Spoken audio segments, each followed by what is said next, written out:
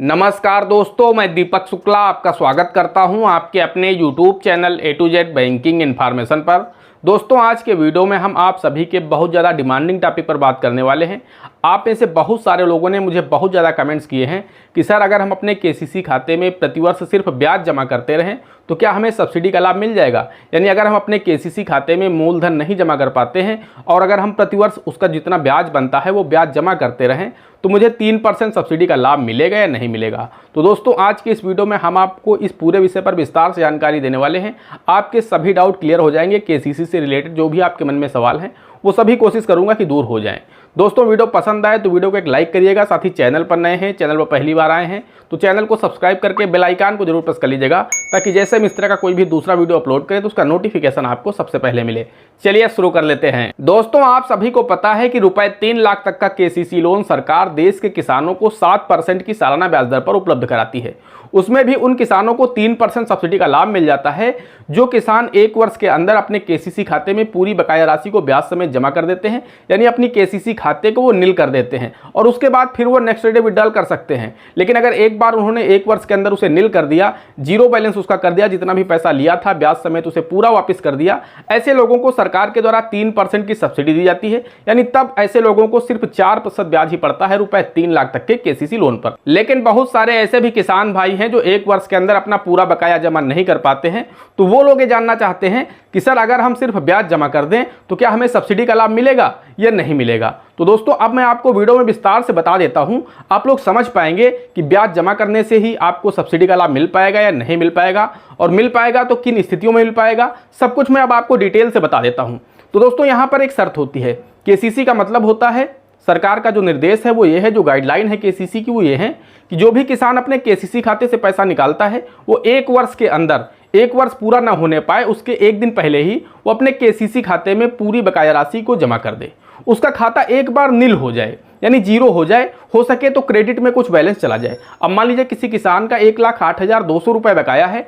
अब वो किसान अगर जमा करने जाए तो 1,08,000 अगर 300 जमा कर देगा तो उसका पूरा नील हो जाएगा। साथ में जो 100 रुपये एक्स्ट्रा जमा किए वो 100 रुपये उसका क्रेडिट बैलेंस आ जाएगा, यानी क्रेडिट में उसका अकाउंट चला जाएगा, डेबिट बैलेंस बिल्कुल भी नहीं रह जाएगा। और जब वो फिर से पैसे विड्रॉल करेगा, मान लीजिए वो 1 लाख रुपए निकालेगा तो उसे 99,900 रुपये ही पे करना होगा, क्योंकि जो उसका 100 रुपये तो क्रेडिट बैलेंस था वो उसी में ऐड हो जाएगा। तो क्रेडिट बैलेंस रखने से कोई यहाँ पर नुकसान नहीं होने वाला है। अब दोस्तों, बात करते हैं, एक उदाहरण देकर के समझते हैं, ताकि आप लोगों को अच्छी तरह से समझ में आ जाए कि ब्याज भर जमा करने से आपको सब्सिडी का लाभ मिलेगा या नहीं मिलेगा। तो दोस्तों, हम आपको बताना चाहते हैं, मान लीजिए कोई किसान है जो कि 1 लाख रुपए की उसकी लिमिट है, वो 1 लाख रुपए निकाल लेता है और 1 वर्ष में जब वो बैंक पहुंचता है कि हम इसे जमा करना चाहते हैं, हमारा कितना बैलेंस हो गया, तो मान लीजिए कि उसका बैलेंस 1,08,000 रुपये हो जाता है। अब वो अगर 1,08,000 पूरा पैसा उसी समय जमा कर दे और उसके बाद सिस्टम में ये दिख जाए कि इसने पूरा पैसा जमा कर दिया और इसका जो खाता है वो डेबिट से क्रेडिट में आ गया है, यानी नील हो गया है, इसके ऊपर 1 भी रुपया डेबिट बैलेंस नहीं रह गया है बैंक का, उस दशा में क्या होता है कि वो KCC की जो 3% सब्सिडी होती है उसके लिए एलिजिबल हो जाता है, यानी पात्र हो जाता है, अगर उसने ये काम 1 वर्ष के अंदर किया है। अब बात आती है कि चूंकि किसान के पास पूरा पैसा नहीं है तो वो कैसे, उसे सब्सिडी का लाभ मिलेगा या नहीं मिलेगा, उसके पास तो सिर्फ 8,000 रुपये हैं। तो दोस्तों, हम यहाँ पर आपको बताना चाहते हैं कि कुछ बैंक ऐसे भी हैं इस देश में जो आपको फैसिलिटी देते हैं, खासकर जितने भी ग्रामीण बैंक हैं वो तो आपको फैसिलिटी देते ही देते हैं। अब वो क्या फैसिलिटी देते हैं वो मैं आपको बता देता हूँ। अब मान के चलिए कोई किसान है जिसकी लिमिट 1 लाख रुपये है और जब वो 1 वर्ष बाद पहुँचता है बैंक तो उनसे पूछता है कि हमारा बैलेंस कितना है, तो मान लीजिए 1,08,000 रुपये उनका भी निकलता है। उस 1,08,000 में किसान बोलता है कि मेरे पास तो सिर्फ 8,000 रुपये हैं, मैं मूलधन नहीं दे पाऊंगा और मुझे सब्सिडी भी मिल जाए। तो उसके लिए वो बैंक क्या करते हैं कि किसान से वो 8,000 रुपये लेते हैं और उस किसान के खाते में जमा पर्ची भरवाते हैं, उसके खाते की 1,08,000 रुपये की। जब 1,08,000 रुपये की जमा पर्ची भरी जाती है तो उस किसान का जो खाता है वो एक बार नील हो जाता है, यानी जीरो बैलेंस हो जाता है। किसान के ऊपर कोई भी डेबिट बैलेंस नहीं रह जाता है, कंप्यूटर में दिखा देता है। और उसके बाद सेम डे ही वो 1 लाख रुपए का विड्रॉल लगा देते हैं उसी खाते में। तो उसके 2 मिनट बाद जैसे उसका खाता नील होता है, उसके 2 मिनट बाद उसी किसान के खाते से 1 लाख रुपए का विड्रॉल भर देते हैं। तो किसान के ऊपर फिर 1 लाख रुपए बकाया हो जाता है। यानी किसान ने सिर्फ ब्याज दिया, लेकिन बैंक ने क्या किया, किसान के साथ इतनी सहूलियत दे दी, इतनी फैसिलिटी किसान को दे दी कि उनकी जमा पर्ची 1,08,000 की भरवा दी और 1 लाख रुपए का विड्रॉल भरवा दिया। तो किसान की जो बकाया राशि है वो तो 1 लाख ही रहेगी, लेकिन यहाँ पर क्या हुआ कि 8,000 रुपये जो किसान ने दिए वो सिर्फ 8,000 जमा नहीं हुए, उस खाते में 1,60,000 बैंक ने जमा दिखा दिया। इससे क्या हुआ, किसान का खाता एक बार नील हो गया और उसके बाद पुनः विड्रॉल हुआ। इससे ये किसान भी केसीसी की 3% सब्सिडी के लिए एलिजिबल हो जाता है, यानी इस किसान को भी 3% सब्सिडी का लाभ मिल जाएगा। लेकिन दोस्तों हम आपको बताना चाहते हैं कि ये फैसिलिटी सभी बैंक नहीं देते हैं, ये कुछ ही बैंक ऐसे हैं जो ये फैसिलिटी देते हैं। तो ये डिपेंड करता है, बैंक टू बैंक वेरी करता है कि आपका बैंक ब्याज भर जमा करने से आपके खाते का पलटा करेगा या नहीं करेगा।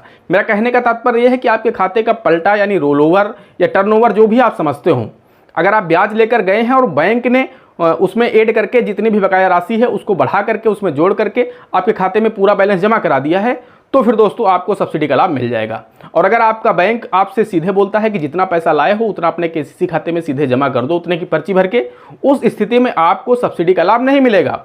अगर बैंक आपसे पूरी बकाया राशि जमा करवाता है और उसके साथ में आपसे केसीसी का विड्रॉल ले लेता है बाकी के बचे हुए अमाउंट का, तो उस दशा में आपको सब्सिडी का लाभ मिल सकता है। मिल सकता क्या, मिलेगा ही मिलेगा। अगर 1 वर्ष के अंदर आप गए हैं काम करने तो फिर आपको सब्सिडी का लाभ 100% मिलेगा। लेकिन अगर आप मान लीजिए आप 8,000 रुपये लेकर के गए और बैंक ने बोला कि जमा पर्ची भर के आप 8,000 अपने केसीसी खाते में जमा कर दो, तो आपके खाते में जो बकाया राशि है वो 1,60,000 है। 8,000 आप जमा करेंगे तो 1,00,000 रुपये बैलेंस रह जाएगा। यानी उस स्थिति में क्या होगा कि आपका जो केसीसी खाता है वो जीरो नहीं होगा, नील नहीं होगा, उसमें 1,00,000 रुपये आपके ऊपर डेबिट बैलेंस रह जाएगा। इस वजह से आपको 3% सब्सिडी का लाभ नहीं मिलेगा। तो यहाँ पर ये कंडीशन होती है, बैंक टू बैंक वेरी करता है। आपका खाता एक बार नील होना चाहिए, बस कहने का मतलब ये है कि चाहे वो रोल ओवर के माध्यम से हो, टर्नओवर के माध्यम से हो, या फिर आप कहीं से भी जुगाड़ करके एक दिन के लिए अपने केसीसी खाते में पैसा जमा करें और उसके तुरंत बाद आप चाहे तो निकाल लें या फिर नेक्स्ट डे आप निकाल सकते हैं। बैंक आपको, अगर आप सीधे कैश लेकर के जाते हैं पूरा पैसा जमा करने, तो बैंक आपको सेम डे निकालने की फैसिलिटी बहुत कम देते हैं। वो आपसे यही बोलेंगे कि आज आप पूरा पैसा जमा कर दीजिए 1,60,000 और कल आ जाइए आप 1,00,000 रुपये विड्रॉल कर लीजिए। तो आप या तो आप ये काम कर लीजिए, इससे भी आप सब्सिडी के लिए एलिजिबल हो जाएंगे, या फिर आप अपनी बैंक से बात करिए। अगर आपका बैंक ब्याज भर लेने में आपके खाते की पूरी राशि जमा दिखा देता है और उसके बाद आपका विड्रॉल दिखा देता है बची हुई राशि का, तो फिर आपको सब्सिडी का लाभ मिल जाएगा। दोस्तों आशा करते हैं आप लोग अच्छी तरह से समझ गए होंगे कि सिर्फ ब्याज जमा करने से ही आपको सब्सिडी का लाभ मिलेगा या नहीं मिलेगा।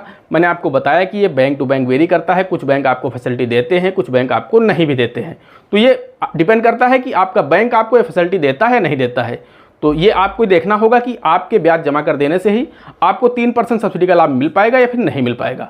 दोस्तों आशा करते हैं जानकारी पसंद आई होगी। अगर जानकारी पसंद आई हो तो प्लीज़ वीडियो को एक लाइक करिएगा।